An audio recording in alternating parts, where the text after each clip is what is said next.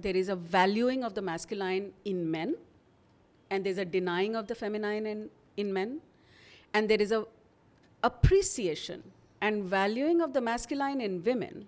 So you become cool and bold because you can ride a motorcycle and a whatever. But if I can do an intricate crochet design, which I'm equally fond of, it is not so incredible. Yeah. This is the first time that I'm telling this story. Hello there, and welcome to Whips and Chains. An individual can be sold innumerable times. What are the whips that we flog ourselves with often? I discovered cancer, I had breast cancer. And what are the chains that bind us down? फिर मैंने YouTube पे देखा कि female foeticide होता कैसे Is something I want to explore in my show. They're orphans. It's okay. It's okay. गर्दन निकलती है बाकी हिस्सा ऐसे ऐसे करके निकलता है यार इतना बड़ा पाप होता अपने गांव में It's horrific. Somebody passed me by and hit my bum. He did have a personality disorder. कई बार मैं सो ही नहीं सका All the traffickers that I have seen, they are common people like you and me. She said, Kanda tu dein, vada putar tu. If you talk about human trafficking, it's $1 billion business. There was a lot of violence, a lot of aggression. बड़े बड़े पुल बना दोगे उनसे humanity तो नहीं बनने वाली And welcome to Whips and Chains.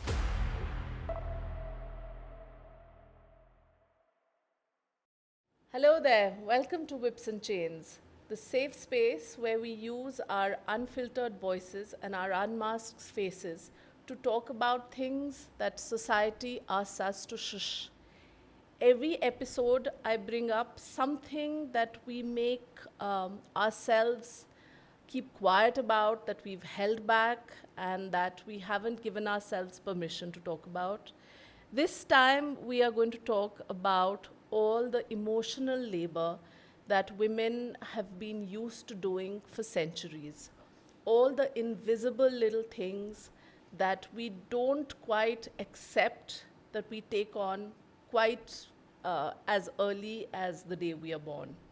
And to talk to us about all of this is my dear friend, Bhavana Issar. So, hi Bhavana, and thank you for coming to the show. And it's really delightful to have you here because we've had these kind of conversations about, all of this stuff. So, from what I understand, you actually had quite an unconventional upbringing, right? With, your dad and how you were brought up in a very sort of empowered sort of household. So let's start from there, actually, and tell me a little bit about your childhood so that then we'll grow into this. Yeah.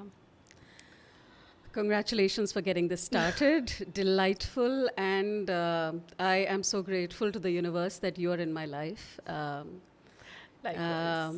It is delightful to connect with women at a certain wavelength that I cannot explain. So glad, and lots of power to you. Thank you. Thank you for asking me to tell my story. I think my childhood begins long before I was born, actually.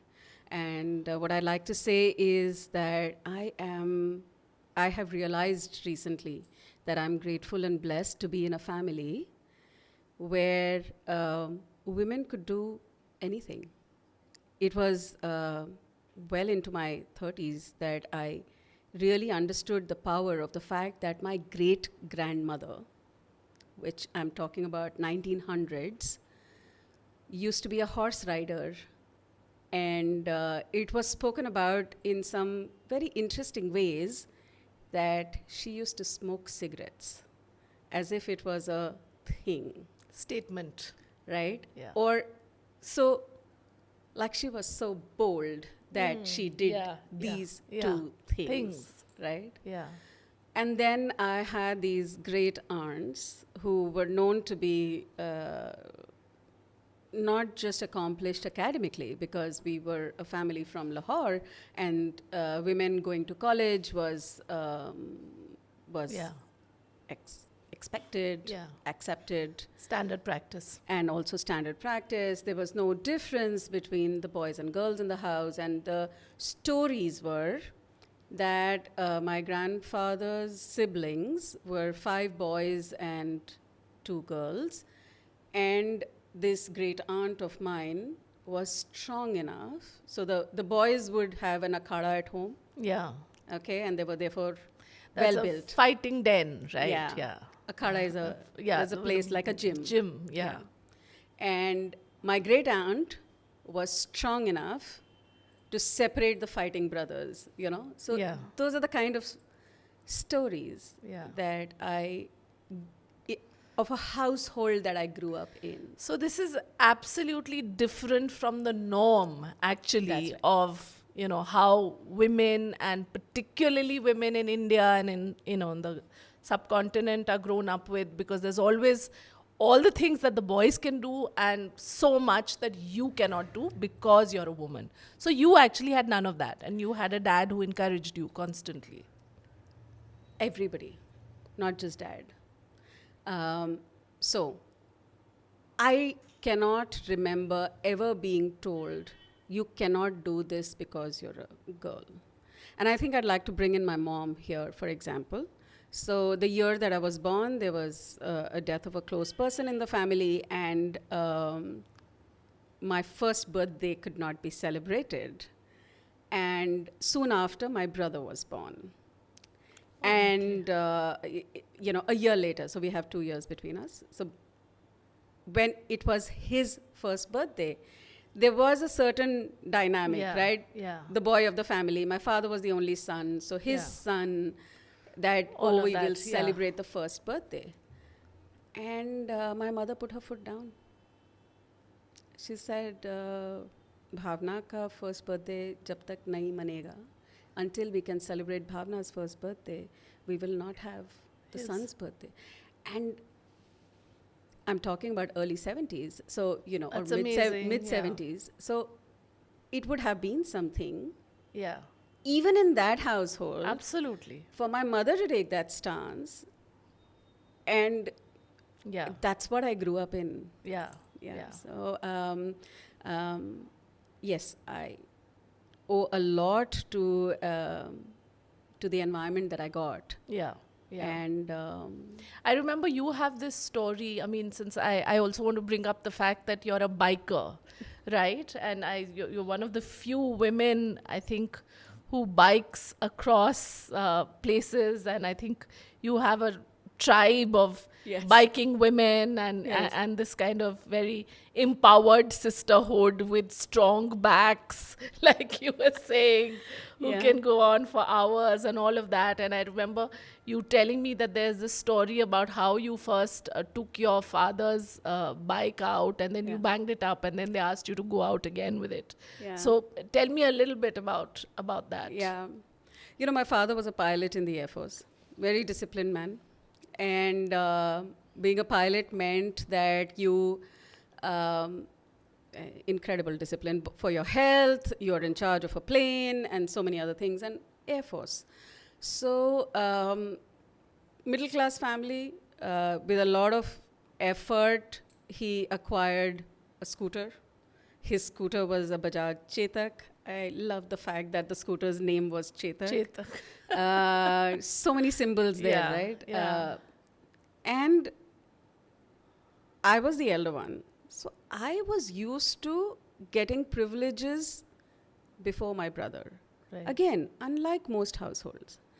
So I would have the privilege of whatever first, and then my brother, because that was the birth Yeah. order. Yeah. It had nothing to do with I was a girl or a boy or whatever. Right. So the first right to the scooter and a license was mine. And I remember telling my dad that, I'd like to learn. And so he said, yes, we will have to go through the thing about learner's license, the right way of doing things. And even before the learner's license, I had to put the blessed scooter on the stand, off the stand, multiple number of times till I could control it, till I could manage the tilting of the scooter Yeah. and repairing and all of that. So, in a sense, getting access to the scooter was like a rite of passage to adulthood. Right. Right? Right. It was like the sign to say I was old enough to have a license, to have access to my dad's scooter. And I would have it before my brother. So I was crossing the threshold. Right. I used to take the scooter to college. As I was studying, I also had an IIT scholarship. So I would spend a lot of time. So it was easier for me to use go the the scooter scooter. and save time than go by the university Yeah. special DTC bus. So on one such trip, I had a massive accident. And long story short, my dad was traveling at the time, and I was home. I was very scared that he would be upset. But the only thing that I remember, he giggled on the phone and said, "Is my scooter okay?" I was like, Yeah. okay. I get the priority. Yeah. And it was some time before he would come back home. But as I healed from my bruises, etc., the first day I was able to walk, my mom insisted That you that take I it went out out for a again. ride. And she was inspired by the practice for pilots in the Air Force, where if you had an air crash, the pilot was made to fly again, lest the fear set in. Set in. Yeah. And the same practice.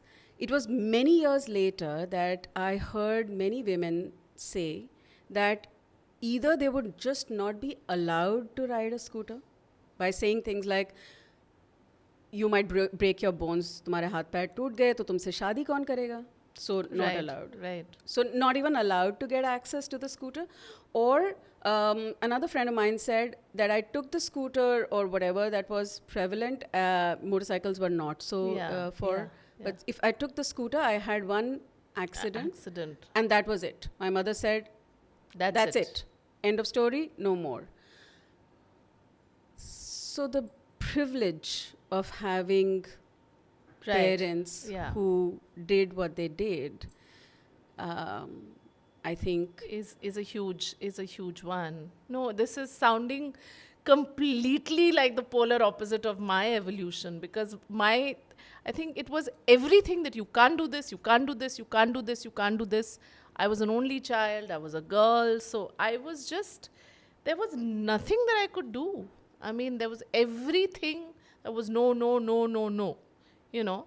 So I had to kind of constantly be in opposition, and I found my way to develop this silent, secret rebellion.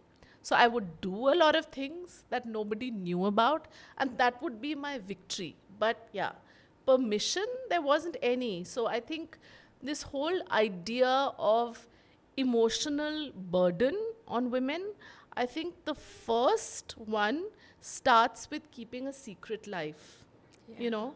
And I think that starts very early in all of us. At least it's been with me as long as I have lived. So when was it, given that you have such an empowered sort of, you know, childhood and all of that, when was it that the idea set in, or you had this realization that your story was different from others, and that there is such a thing as this invisible burden that is heaped on women? I think there are two different things here. Yeah. The first one was that I think I just got on with whatever was offered to me. I took it for granted. I think I sat on my privilege for a very long time. Didn't think that I needed to do something about it for others. For example, when I started riding a motorcycle or something, it felt nice and different. So I Right. stood out. I enjoyed it. Yeah. I don't think I thought about it like, oh, so what can I do for other women who don't have access to this? So which is why I am very appreciative of Urvashi, who started Bikerni, because she had access, but she also thought about saying, how can I make this access available to many other women? Yeah. Right. But I think I was blind to the privilege and access that I had. Your path was different. Possibly. And I'm grateful also that I was able to see it in a different light at one point. So when I got back to motorcycle riding, at that time, the world was a different place. Motorcycling was coming in like a hobby, like a passion. Many more people were joining in. And I happened to find my tribe of, motorcycling women, which was not something that I had access to as a younger person. Yeah. And I happened to go for an expedition to Mana Pass. And when we came back and we spoke about this first time ever, 7 women going on their motorcycles to Mana Pass, that on Twitter, I was contacted by Rashmi Bansal of, the bestseller fame. And she was crowdsourcing stories of women who are changing their destiny, was the theme. It was commissioned by Z for Likho Apni Kahani series. And she said, I would like to tell your story. And I said, I have a story of privilege. I didn't fight any odds. And she's the one who told me that every story matters. You have no idea how your story will impact. Yeah, it provides a paradigm for others who don't have it to say, yes, this is possible. That's I one think way. that's really the thing, because I remember when you told me about, all of that, and that, that Issar Parivar ki ladkiyan kind of narrative, I was like, oh, wow, there is such a thing, so, you are born entitled, empowered, and feeling in a way, I think, better than men, right? Because you're a woman on top of all that, right? Because entitled men and privileged men are still limited by being men, but women have this sense of being able to carry everything and everyone with them. It's sort of, I don't know, I like to think that it's inborn. When women are liberated, they can give themselves permission and give a lot of other people permission. But, men don't have that capacity. I have found. So I started by saying that there are 2 tracks Two here. tracks, yeah. Yes. Yeah. The other part is that I think we live in a world that is patriarchal and that values masculine over feminine. Right. And what that means is that I think there is a pressure or there is a valuing of the masculine in men, and there's a denying of the feminine in men, and there is a appreciation and valuing of the masculine in women. So you become cool and bold because you can ride a motorcycle and a whatever. But if I can do an intricate crochet design, which I'm equally fond of, it is not so incredible, right? Yeah. And I think it's only recently that I've been coming across that, men that break stereotypes are being recognized, but it is so rare. So I think the environment and the context and what you value as a society has a big role to play as well. Yeah. So when you kind of realize that you've grown to a place where, now you're this empowered person and you were being the elder child of the family, not defined by, your gender and all of that.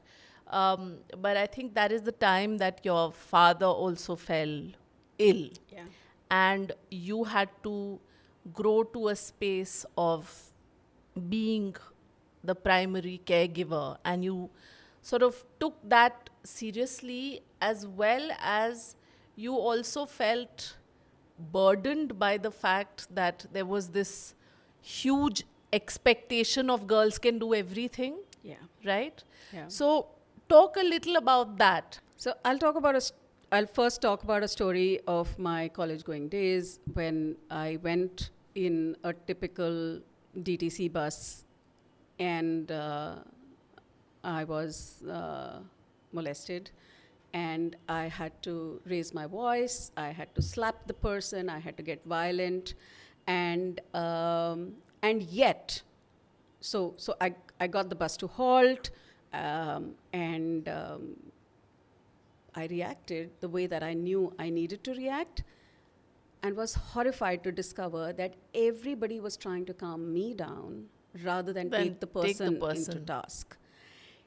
And I had no vocabulary, I had no way of making this known to anyone, that this is the experience that I'm having and this is not okay.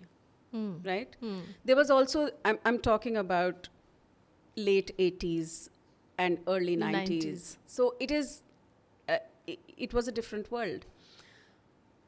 On another occasion, I was wearing a short skirt, which was no for an 18-year-old in that time, Punjabi Bagh in Delhi. Absolutely. And I was walking back from a lane that was not frequented.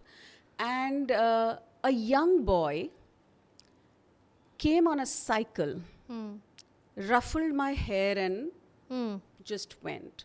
Now, on the face of it, this is nothing. But I was violated and outraged. And I ran after him and I pulled him down. And as I pulled him down, I was equally afraid. I was like, what if he attacks me? And what if I'm not able to counter it back? Right? And this is a lonely place. And I was so enraged. I came back home. I was able to, I was lucky that he didn't get aggressive. He was taken aback and I could shout and whatever and come back. When I came home, I remember my mother and my grandmother sitting in the whatever area, and there was a big jug of water. And I just took that jug of water and, like in a very dramatic way, drank from the jug because I just needed to calm down. Cool down. And my mother got anxious and she said, what happened? And da-da-da. And she was worried. And then I told both of them. My dadi, my grandmother, her response, my mother was trying to calm me down, which was also an important thing to do. And my grandmother said, Godde pandenesi. In Punjabi, that is, you should have broken his knees. I think in encouraging me to stand up and not be cowed down, I did build my masculine muscles, but I did also atrophy my feminine. I get that. I didn't learn to take help. I didn't learn to accept my vulnerability. And both are equally important.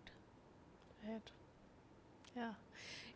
When you're talking about this, I'm remembering the first time I was assaulted or whatever. I was 6 years old. And we were on a farm in Uttarakhand, my parents and I. It was some army officer's farm.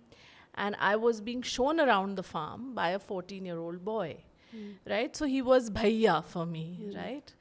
And I remember and he used to take me out in the evenings, it used to be dark. And, that time there was no concept of child safety or molestation. Wo concept hi nahi tha. So he said to me one day that we were there for 3 nights. So on the first day, he said, you want to see a bhoot? I'll show you a bhoot after it's dark. So I was like, not really. Actually, I'm not this thing. But by the second night or whatever, I had gotten sufficiently curious about the bhoot, right? So he said, we have to hide behind some bushes after it's dark and then the bhoot will come. So we're hiding behind these bushes.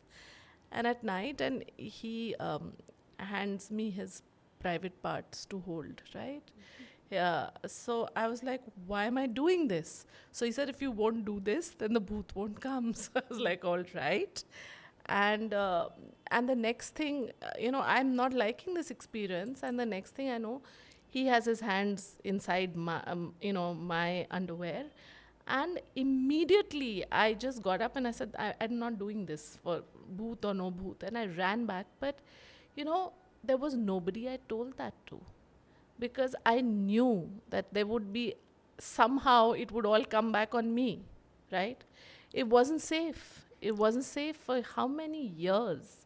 And I think that is, I mean, also like a burden, right? That's.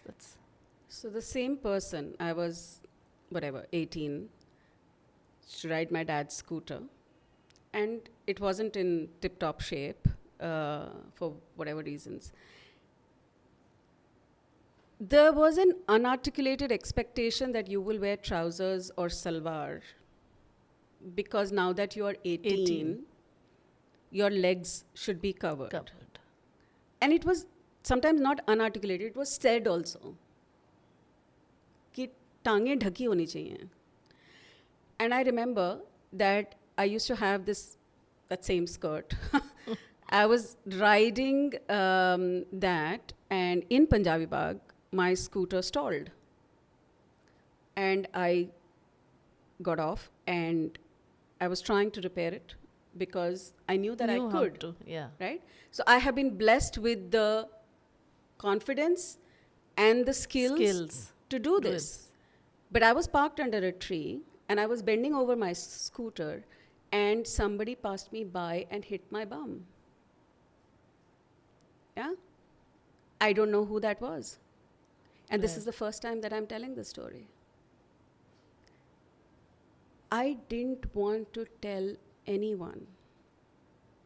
Not for the fear of that. One, I would be told, why were you wearing a short skirt? Why were you bending over in that particular place? Possibly. But if I told someone, what if my privileges would be withdrawn? What if I was told that you cannot take the scooter anymore? It's not safe for you. I didn't want to lose that. So I might as well not share. Yeah. So this whole idea of the emotional burden, did it come to you mainly? I mean, you're talking about all these little things, but when you actually started looking after your dad, was that when you spoke about the fact that showed you the idea of all the little things that women do, and plus caregiving, which is like a whole other thing, and you have to kind of marry both of them and process them on your own in a way that is. So patriarchy kills many people in many ways.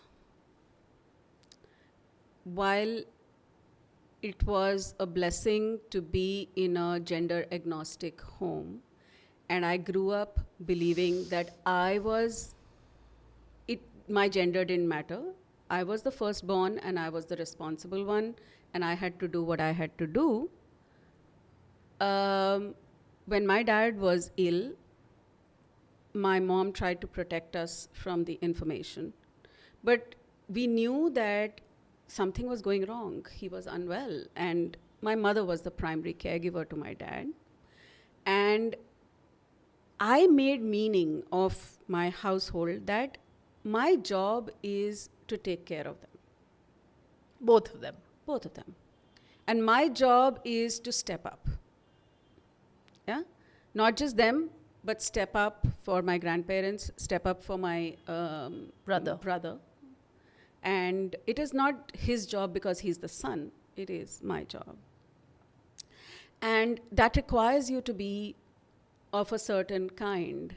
And I think the elder son in a patriarchal system has to push aside his emotions to be the successor, to be the provider. There is no space for the self of that person. You just have to do the duty. You became that. I became that. So my job was to do well and step up and provide, and I just took that on without any question. I didn't have the time or space to say, what does this mean for me emotionally? Who am I? What do I want? It is secondary, it is probably irrelevant, not as important. And I think this happens for men in every household. In as much as emotional labor or other things happen for women in caring for the family, providing a nurturing home, and so on and so forth. So the deadening of emotions. The deadening of emotions, or your incapacity to acknowledge it, to respond to it. So there was no space. There was just so much to be done anyway, because of, like I needed to build a career. I needed to make sure that, we were getting over our financial crisis, or at least just be responsible for myself. Yeah. Yeah? Yeah. Again, it was a gift that my mom said, you need to be a financially independent woman, irrespective. Yeah? So whether or not whatever came next, I needed to be a financially independent woman. And what a gift. Yeah. But I think that later, and I have spoken about this earlier as well, that, on the day my dad passed, in that setting, that trauma, and that everything, as my dad had to be taken to the crematorium, my grandmother, who had lost her Son. Shravan Kumar-like only son after years of illness, was very clear and directive when she said, Bhavna, kanda tu dein, vadda puttar tu hai. Incredible for a woman of her times. Even yesterday I was talking to someone else who remembered this event and was like, what a gift. Yeah. But it's a two-sided thing. It's a gift, without doubt. I did get the privilege, but it also took away a lot from me. Such as what? It took away my right to be a daughter. It took away my privilege to be protected, to be cared for, because I was the carer. I was the provider. I was the elder. So it was a gift. It is a gift. But it comes with a price. But that's a very stark sort of way of saying it. The privilege to be cared for. I can't imagine that. But you're saying this not with a sense of entitlement, which generally, the men who exercise the privilege, they get cared for, right? They get the privilege of the elder, but they also do get cared for. Yes, but, there's a whole but there's a infrastructure whole infrastructure that supports them, right? Yeah. But in your case, you still had to figure out your own family, your own, relationship, all of that. So a strong woman is different from a dutiful, strong man. Yeah. Yeah. Yeah? Absolutely. So you lose certain privileges. Yeah. Yeah. Yeah? So, and I would think necessarily that for a strong woman, the kind of partner also that you need or that works for you is very different from what the stereotypical partner would be, where the man is a provider, the woman is a giver Yeah. and a homemaker.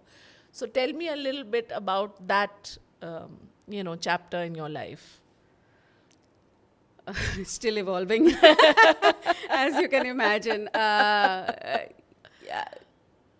So I think I was a young woman in times when it was rare and it was unusual to be unmarried, to be single. I really Right. envy today's times Yeah. where women can have their own. There were very, very few. Of course, there were. They were, but they were so few. And I always had this tension of being this dutiful person. But I was a woman, so I had to be rebellious. So I think I had to keep making choices of Yeah. when and where to be rebellious and when and where to be dutiful, Yeah. Yeah. right? Absolutely. I totally get that. So if I took a certain stance, at some point I had to give in to the whole thing of saying, okay, ab shadi kar lo, settle ho jao, kind of a thing. Right. So then I said, okay, then, Yeah. who? Exactly. Yeah. or when? When? What's in my control? Yeah.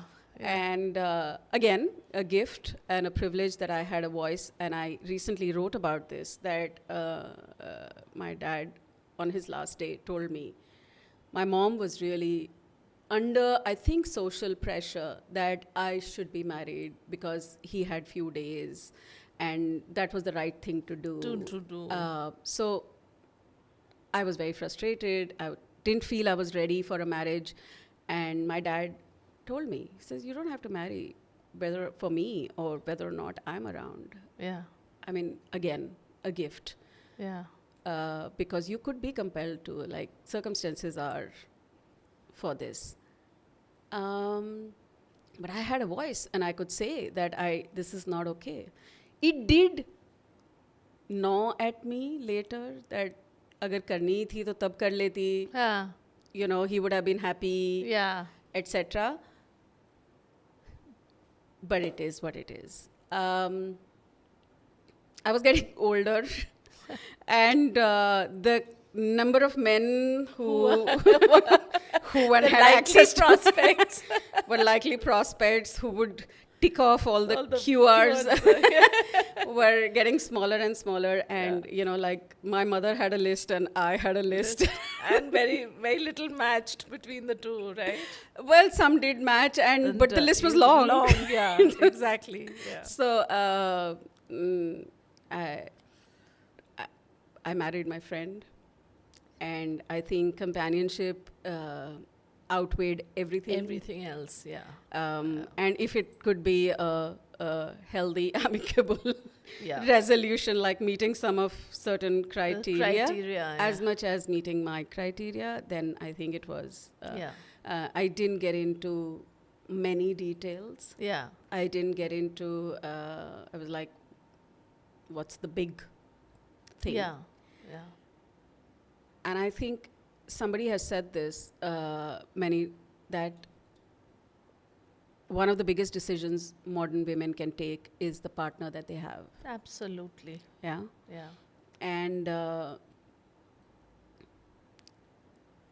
for me, Gaurav has been very supportive as a friend and as somebody who appreciates and values me for who I am. And I think and that's what my dad said on his last night as well. He said, so whenever you are ready, just give Gaurav a thought. Pressure. Wow. Wow. And yeah. because he'd been a friend He'd for a been a while friend, and yeah. he'd been around. So and that's great that, yeah. your father also did kind of give his blessing to the relationship in that way. yeah, which Yeah, is, yeah. some days I feel good about it, some days not. But Yeah. the thing is that Yeah. he said something which is in line with what we just discussed, which is Gaurav is the kind of guy who will care for you. Yeah. Okay? And he probably thought that I needed that, Yeah. right? Absolutely. All of us need that.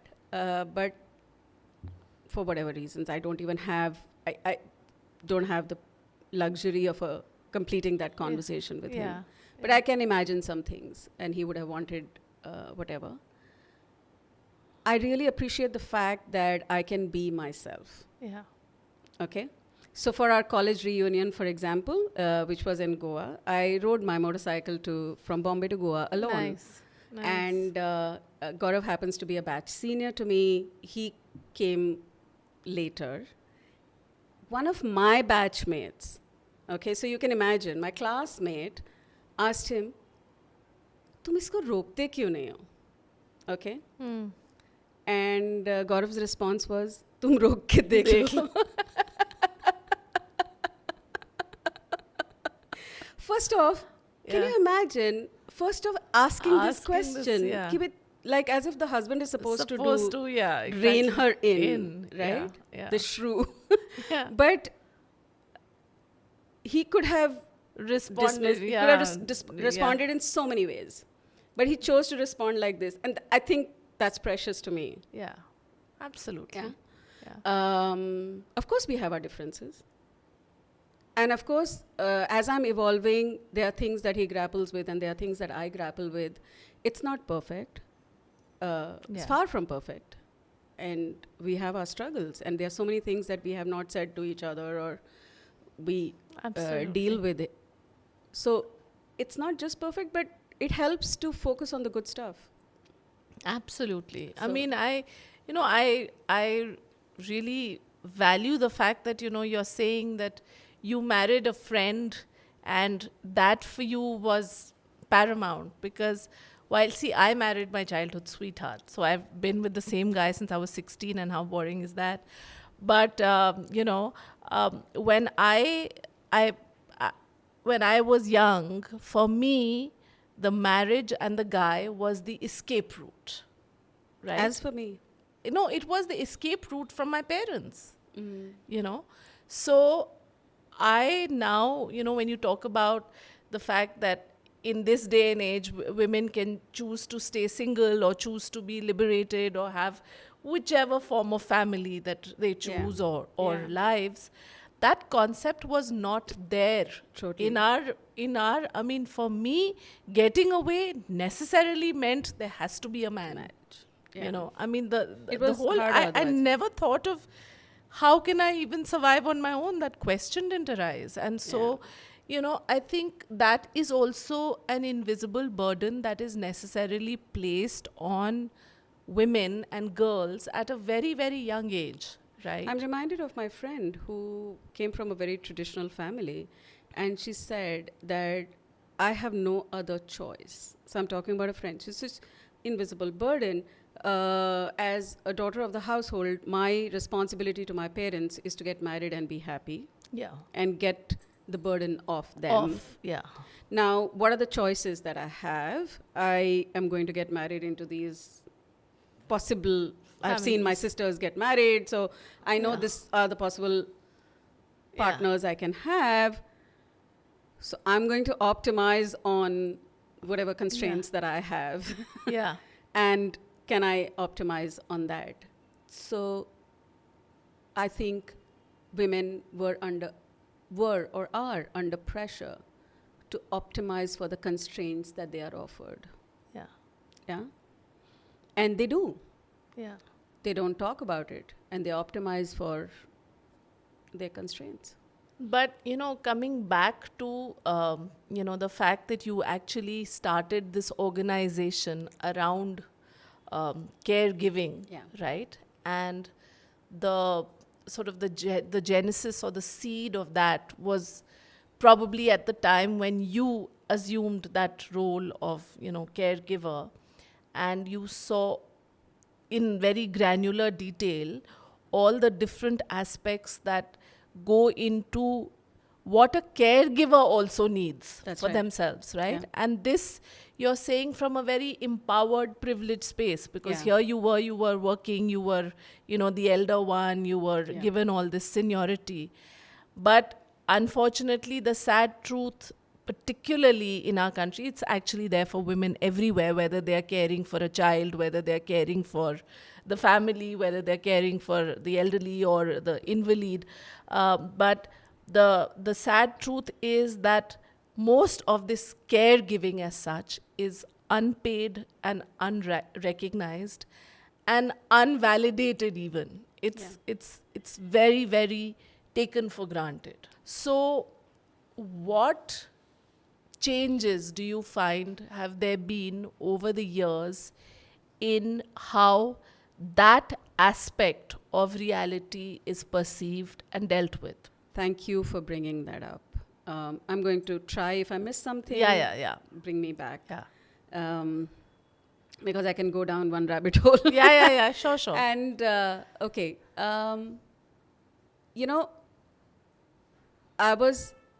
The idea of gender and the fact that gender was not a criteria for me gives me a very interesting lens. Yes. I can belittle myself for that I don't see gender. But in that I don't see gender, there is some value as well. Absolutely. Yeah. So I used to always have a nagging reaction when there would be a narrative like workplace.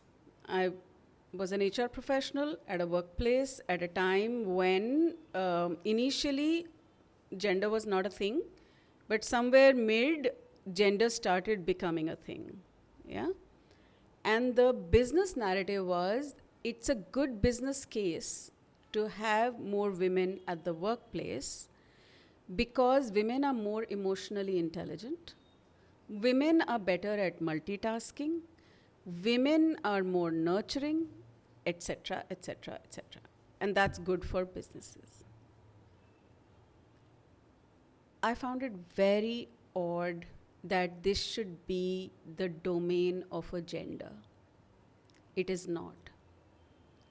Men are equally emotionally intelligent. Men are great at caregiving. Men are great at nurturing. And to think that you get that more in women is like saying only men are psychopaths and serial killers, women are not, which is not true. Women are equally good at that too. Oh, yes. Like everything else. Right. So it's a fundamental human thing, which has now been boxed into gender. Yeah? And so unfairly. Yeah? There is so much narrative about, women are as good at math and STEM, and women can do rocket science and da-da-da. That whole thing is there. Yeah. Which is true. But it is not a gender thing. It's not a gender criteria at all. And it is equally cool and equally great for women to not want to do that, and to want to do art, and to want to do beautiful things, and to want to do caring things which are not STEM or math. Yeah. It's just a question that some are Choice. Oriented one way and some are oriented another way, and they can merge or not as much as it is true for men. Absolutely. But we make a business case or we make a compelling case because those are easier communication. And which is why it has always been very hard for me to say, like, women are good at multitasking, for example. And I think these are all traps, not necessary. Yeah. I had reached a point. So a link to the whole thing is that my dad was 54 when he passed. That's a very young age. Yeah. And he would have been 47, 48 when he was diagnosed with multiple system atrophy. And my mother was 49 when he passed, as old as I am today. I had to go to multiple offices and or to submit the death certificate or to procure the death certificate, in which every time I had to say how old he was. If I spoke about him, invariably everybody would ask, so how old was he? How does that matter? I don't know, but it probably does. So the number 54 was seared in my heart, head, wherever. And I think multiple things informed that. One of which was, I don't know if I will live that long. Okay? And what if I don't? And if I don't, how will I know that I lived a life of purpose? So I decided to take a break from my corporate career and say, if I had the next 15 years was the only time that I had, what would I do with my life? And which is what led to saying that I wanted to definitely do something for the greater good, social, that had a social angle to it, that I wasn't just living to pay my bills. And I had done for my family, but what did I do for me? What did I do for others? And I wanted to also honor my dad. And that's how I started a group for people affected with multiple system atrophy. And very soon I realized I was incompetent at running that because I didn't look after my dad. I looked after the system. I looked after my mom who was looking after my dad. So I was the caregiver to the caregiver. And I also realized that people affected with multiple system atrophy was just so few. And if you abstract it, you realize that medical conditions have a role to play. But the common denominator across is the caregiver. And we live in a society where the caregiver is invisible and unrecognized. Absolutely. There is no term for the word caregiver in any Indian language. So if you were to do a Google search, you will come up with terms like Dekhbhal Karta, Sevak, Sahayak, Timardar. If I ask in a group, people will say, who's the caregiver? They will say, Ma. Yeah? There is no term for a caregiver. But there is a caregiver in every home. Most likely a woman. Yeah. Yeah? I was not so focused on the gender aspect initially. Yeah?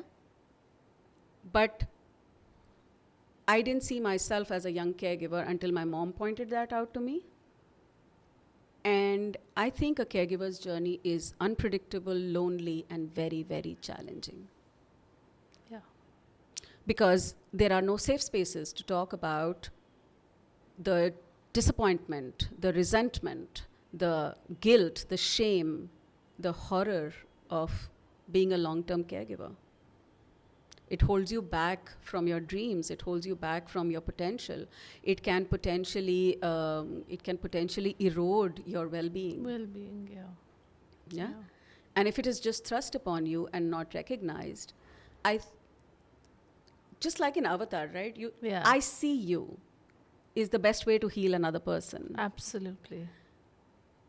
The best way to recognize caregivers is to be able to see them for who they are, not for the valor and the, the fact that they are Savitri and they brought the husband back from the dead, but because they just go through what they go through.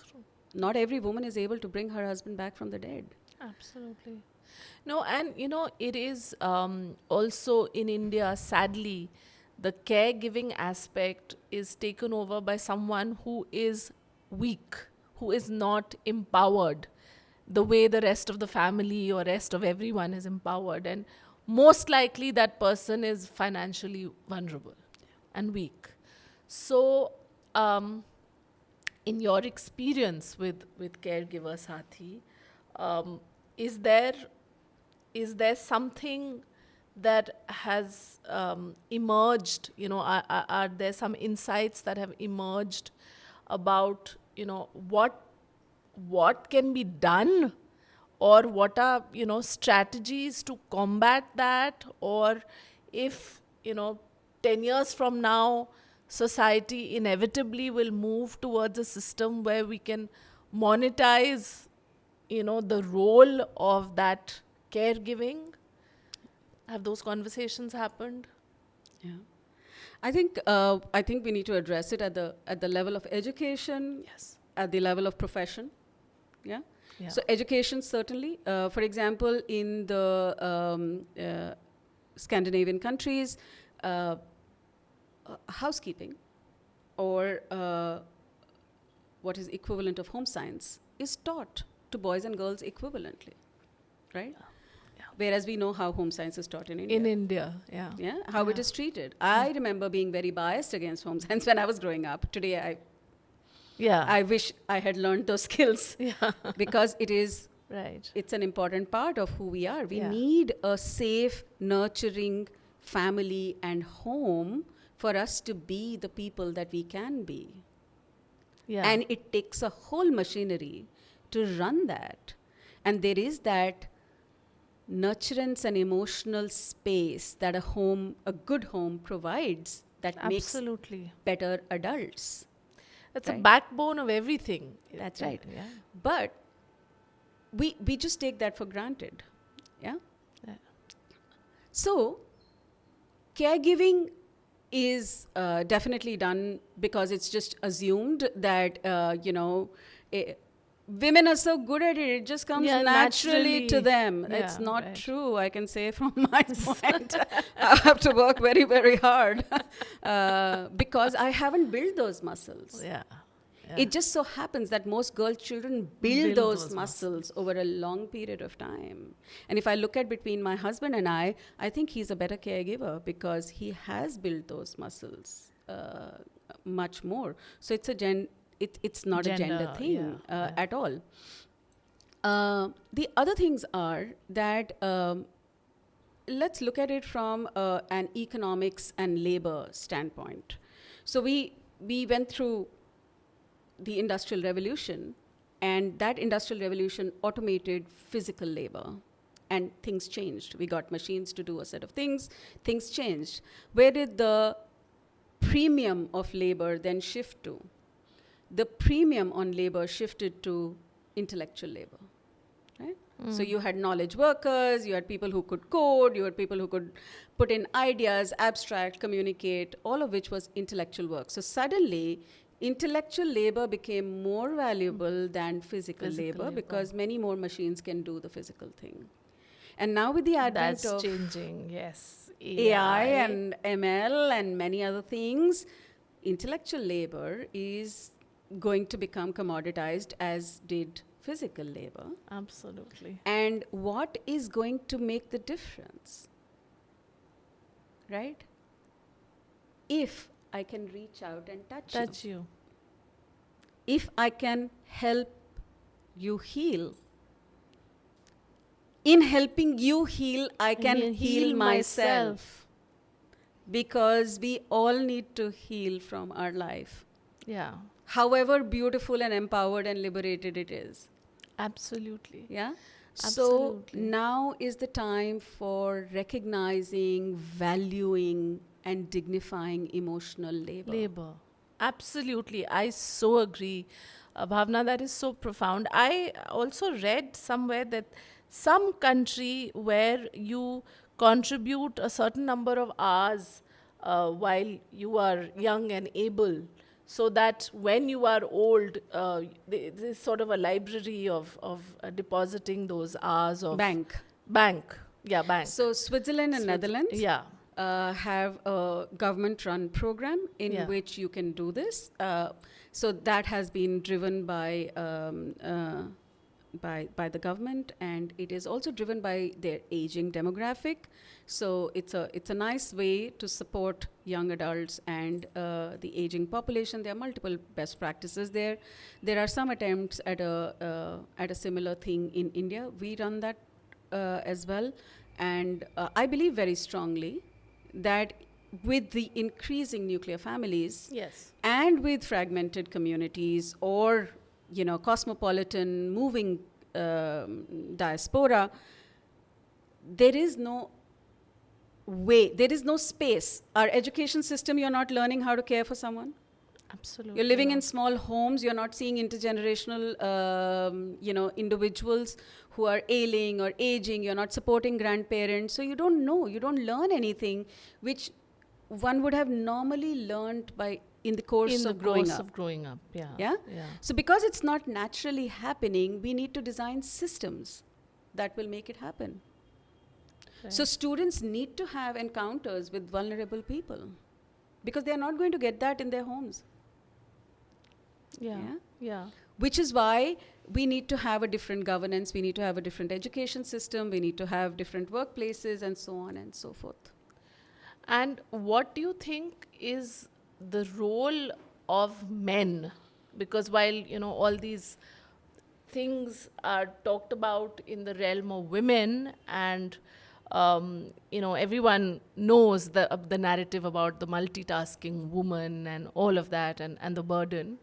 But what is the role of men going to necessarily have to come around to doing in the next few years?